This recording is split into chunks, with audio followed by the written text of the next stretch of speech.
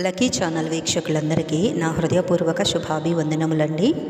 ఈరోజు దేవుని వాగ్దానము ద్వితీయోపదేశ కాండం నుంచి 5వ అధ్యాయంలో 12 నుంచి 14 వరకు. నీ దేవుడైన యెహోవా నీకాజ్ఞాపించినట్లు విశ్రాంతి దినమును పరిశుద్ధముగా ఆచరించుము. 6 దినములు నీవు కష్టపడి నీ పని అంతయు చేయవలెను. 7వ దినము నీ దేవుడైన యెహోవాకు విశ్రాంతి దినము.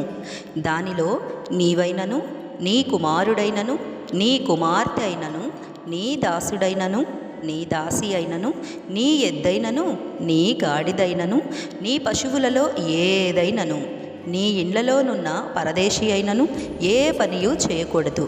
ఎందుకంటే నీ వలె నీ దాసుడును నీ దాసియు విశ్రమింపవలెను. ఆమేన్. ఈ వాగ్దానము నమ్మి విశ్వసించిన మీ ఆత్మకు దేవుని కృప తోడయ్యుండి నడిపించునుగాక. ఆమేన్. ఆమేన్.